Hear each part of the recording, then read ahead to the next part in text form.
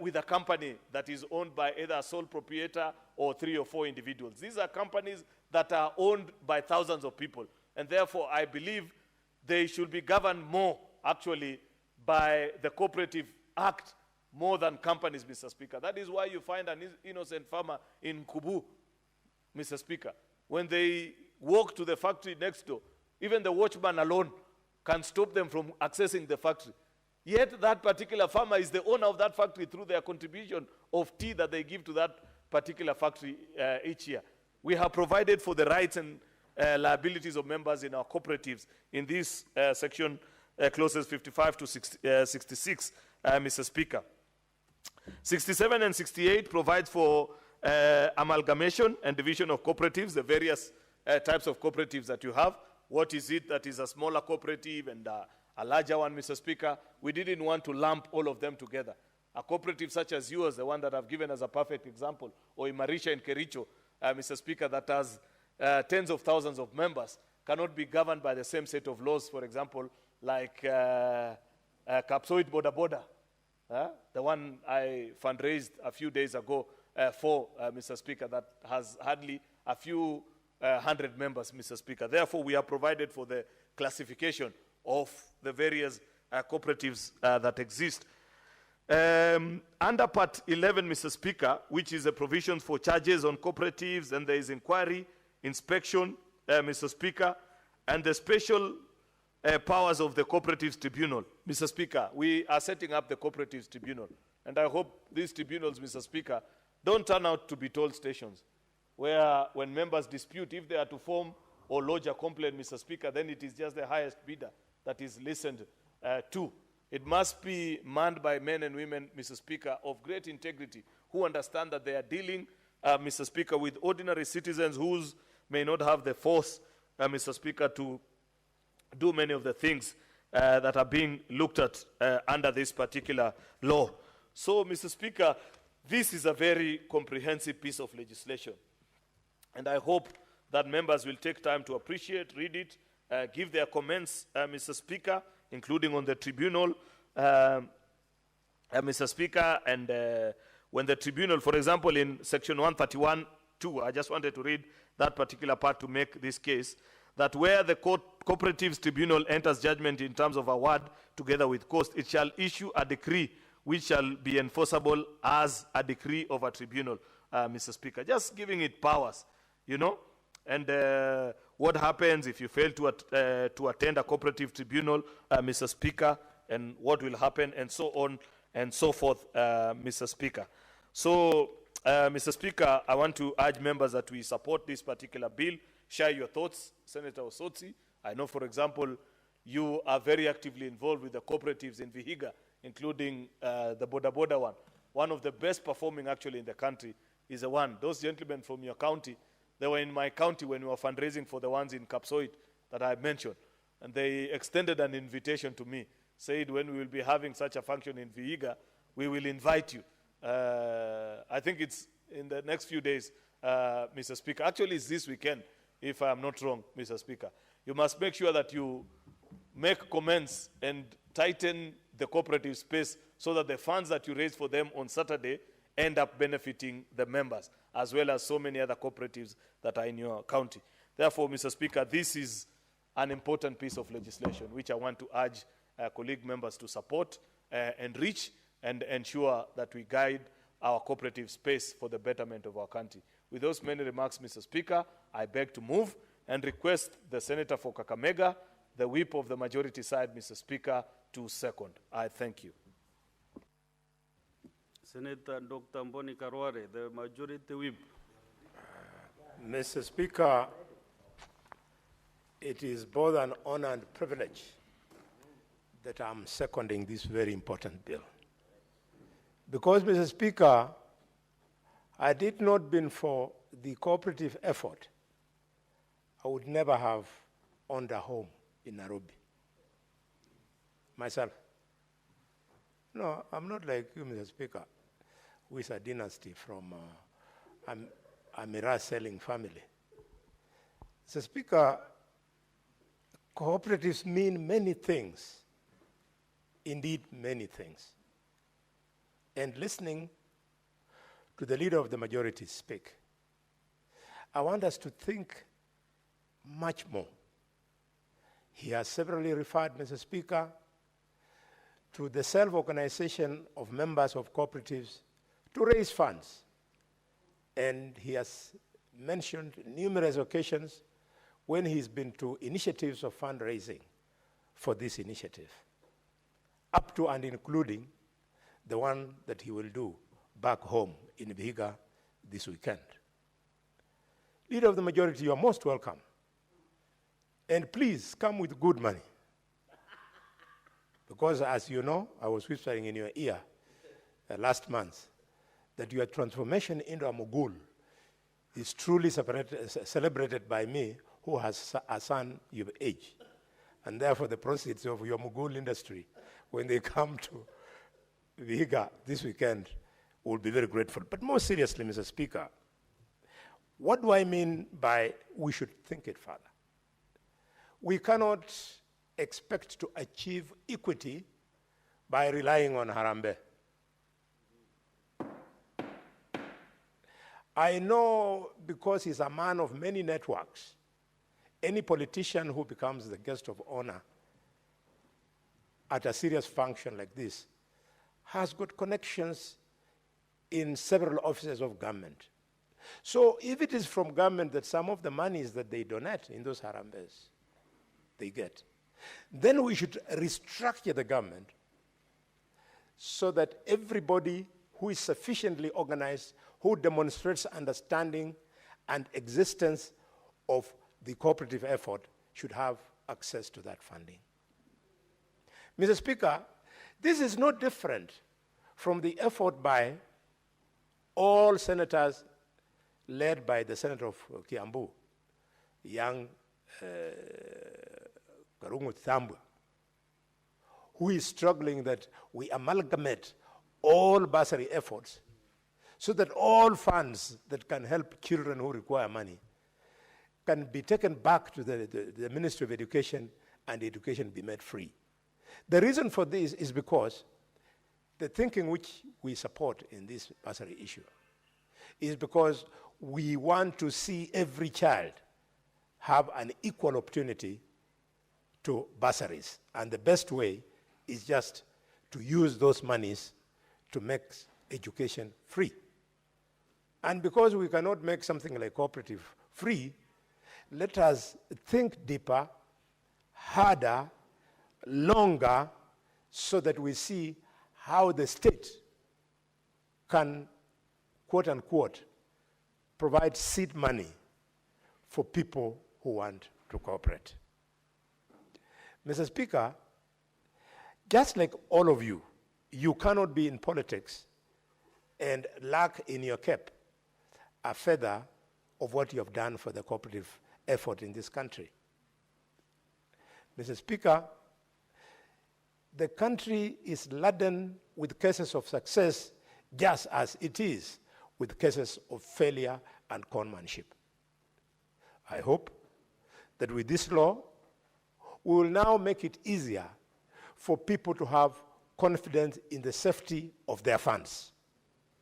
Because the people who are in charge of the cooperative movement at whatever level, community level, whichever levels we shall put, the end result is they end up stealing money meant for these people.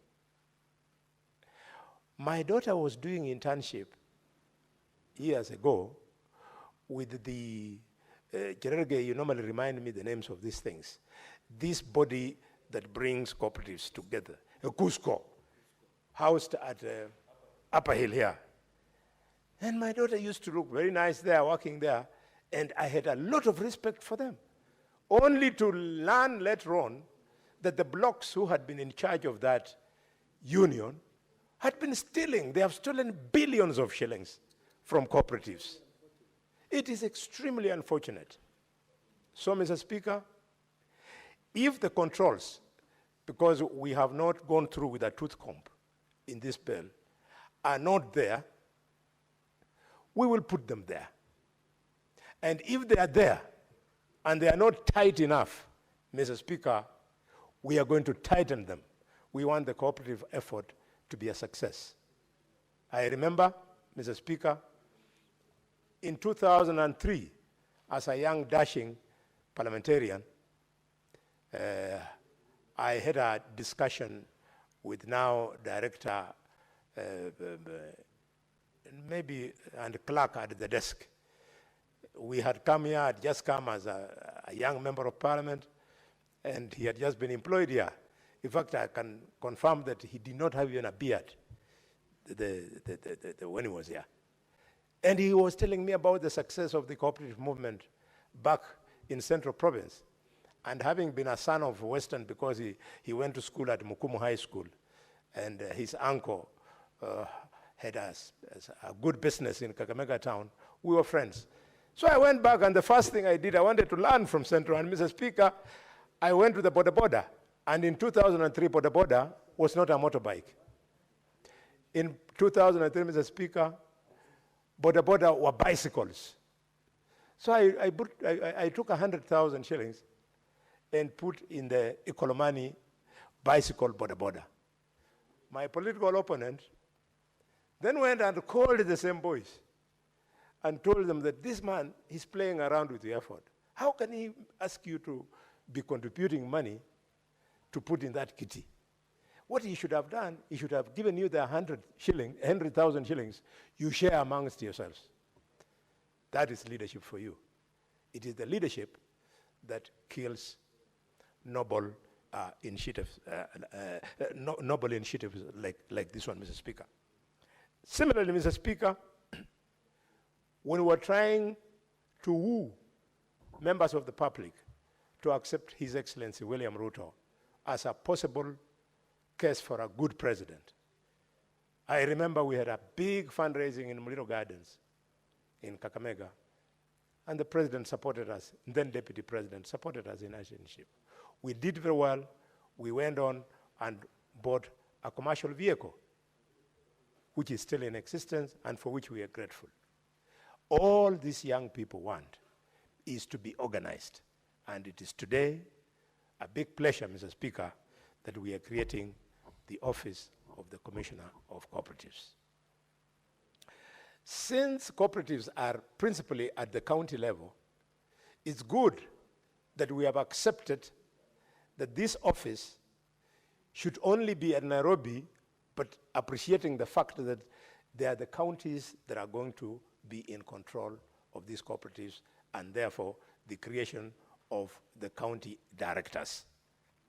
I'm glad, Mr. Speaker, in this bill, there's been an attempt to recognize the fact that if we don't coordinate the activities at the national with the activities at the county levels, we'll fall on our face flat. And therefore, this intergovernmental structure, which has been put in this bill, leader of the majority, is a very good thing. But when I look at the membership of that structure, leader of the majority, it begs for an amendment. The commissioner, a member, that's okay. The directors in the 47 counties, that's okay. But when it comes to a person appointed by the governor, I want to request and persuade you, we shouldn't give the governor that kind of latitude. He has sufficient latitude to appoint many other people. Let this be an institutional self-sustaining process so that since the County Public Service Board, the County Public Service Board, Mr. Speaker, will be having a say in the appointment of the county director of cooperatives. Instead of the governor appointing some other stranger, probably a relative, probably a girlfriend, the way they normally do, Mr. Speaker, allow the chairman of the County Public Service Board to be the one to sit on this intergovernmental body, so that it is automatic, so that the chairman of the board He's independent when he's there, rather than when you have picked a character who has come there at the pleasure of the governor of the respective county. Mr. Speaker, this is the amendment I propose in clause 16 that says there shall be a commissioner, shall be the commissioner who is the chairperson of this committee, 47 county directors of cooperatives, the chief executive officer of the authority, and an officer appointed by the Council of Governors. No. County chairs of county public service board. Mr. Speaker, having said this, I can see an effort in this bill in clause 20, where under the structure of cooperatives in Kenya, we have created primary cooperatives, secondary cooperatives, cooperative federations, and the ABEX cooperative. Mr. Speaker, this is a very visionary classification. It is the lack of clarity in the structure of cooperatives that opens up members to being conned. That, for example, in the primary classification, you have put from A to B all the way to G. The specifications of what a primary cooperative is something that is even a greater reason for us to celebrate this. Let me use the example, Mr. Speaker, of a primary cooperative in the sector of producer cooperatives. This shall be a cooperative registered under this Act with the objects of production, processing, marketing, and marketing of members' produce. This is useful so that people in the production industry do not end up getting confused, for example, with their monies being heaped together with people from, say, the cooperative sector. I say this with a degree of nostalgia because I remember when I was a little boy of 10 years, our then Member of Parliament had this vision.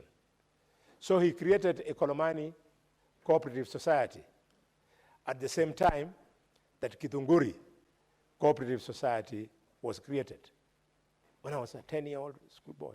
And out of this, every Friday, so that our parents could be encouraged to take care and like graded animals, we used to be given cheese at school so that we go home and tell our parents cheese comes from milk. Milk which is produced in large amounts by graded cows. And that cooperative took off. But because of mismanagement, the Ikolomani Cooperative Society at Lirembe then collapsed. But the Kitunguri one went on and succeeded. The Speaker, if there is a senator here who has never been to the Fresher Farm in Kitunguri, they are one of the most developed, fantastic cooperative society of dairy. You know, Senator Cherargei, those jokes you see in Nandi and in Kakamega, we are neighbors. It is not the case in Kitunguri. In Kitunguri, people I saw, I hope it's still the case today, people deliver milk, and on the strength of the milk you have delivered, you can actually be given a voucher to go and collect food. You're given a voucher to go and take to school and pay school fees, and it will be discounted on the milk that you deliver at the cooperative society. We went there, Mr. Speaker, before and after the advent of Mungíki. Sometimes I hear the former deputy president talk about violence in his Wamanyoro meetings, and I say, indeed, ignorance is bliss. Mr. Speaker, I see the violence that has never been witnessed in the central part of this country, now repeated almost every weekend in funerals and or rallies and what have you. And I say, indeed, ignorance is bliss. I want to appeal to the senators from the Mountain Kenya region. You are going the wrong route. Because I remember, these children you now want to militarize. Some joker militarized them into Mungíki, and I went in Mithunguri, and the ladies would talk in my ear quietly. We normally see you on TV. Please help us. Mungíki is finishing us. So I ask her, what does it do? He says, when you milk, you must declare how many liters of milk you milk to your cow. And Mungíki will either come with an entitlement of 1 liter or 2 liters. If you don't, your cow is gone. Let us do politics, but not politics of militarization of our youth. It is extremely dangerous. And having said that, may I also inform the former deputy president, who is a good friend of mine. We campaigned with him for many months to win the presidency in 2022. That 2027, we are going to do everything to make sure that the election of 2027 is peaceful. We cannot imagine a situation whereby our children should start fighting each other because one person or the other has lost the presidential election. That one I refuse. And I want to tell the former deputy president he's playing with fire. When members from his community then started facing the wrath of the proponents of post-election violence in 2007, 2008, he was nowhere. We were the ones who were on the Kibaki side who bore the burden of protecting these patriotic Kenyans who were doing business and have settled in Kakamega. It is a route we can never go, we shall not allow, and we will fight to ensure that the election 2027 will be free, fair, and peaceful. Mr. Speaker, we say these things with a degree of patriotism. Maybe, I don't know, some of you have 2 children, maximum 3. So in the event of the country bursting, you will quickly look for 5 passports, 1 for yourself, 1 for your wife, and 3 for your children. How about me? I will not know where child X is, child J is, child Y is. I would die out of worries, Mr. Speaker. I need peace so that my children, wherever they be, I'm assured that they're okay. I'm serious. I'm telling you. It is a thought that I cannot entertain in my mind. Mr. Speaker, the wives are adults, but my children, I can kill you for them. The wives could very well take care of themselves. Mr. Speaker, I cannot end my contribution in seconding this motion without mentioning something about CS Wycliffe Ambetsa Oparanya. Wycliffe Ambetsa Oparanya is not my friend. Wycliffe Ambetsa Oparanya is one man against whom we have competed longest in my career. And therefore, we are serious political adversaries. Thank God the elders brought us together sometime last year and we buried the Hajjet. It is going to remain that way. Why I want to celebrate Oparanya is that Oparanya has breathed new life into this ministry. In fact, there are people who think this ministry of cooperative only came around when His Excellency President William Ruto made Oparanya minister. This ministry has always been there, leader of the majority. But all of a sudden, Oparanya is there and is doing a good job. This is why sometimes I want to disagree with my younger brother Edwin when he doubts that Baba gave President William Ruto experts to help him run the government. I think it is true because Oparanya is behaving like a typical expert in members of cooperative. I mean, I have seen the coffee sector, which was there pre-independence in Kakamega, in Vihiga, in Bungoma, and many other parts of the country, especially in Nyanza and Western, they had all died. But Oparanya, every day on social media, I see he's there, he's doing this, he's doing that. We must give him space. I only want to urge members of the National Assembly, Budget and Appropriation Committee to make sure that they put sufficient funds at the disposal of CS Oparanya so that we have enough funds. I appreciate the fact that there is something they call the cherry fund, but we should have enough funds to make sure that farmers who want now to rejuvenate, to reinvigorate these factories of coffee can now be able to get good seedlings. And I would like to urge members of the farming community, especially those interested in coffee in Kakamega, not to be in a hurry, just because of the hype which I can see going on now, to plant seedlings. I have had an opportunity to sit with the senator of Kirinyaga, who appears to understand coffee farming very much, Mr. Speaker, and he has confirmed that if you prepare, get the right seedling, measure it against the soils and so on, your plant grows much faster. With those many remarks, Mr. Speaker, I second.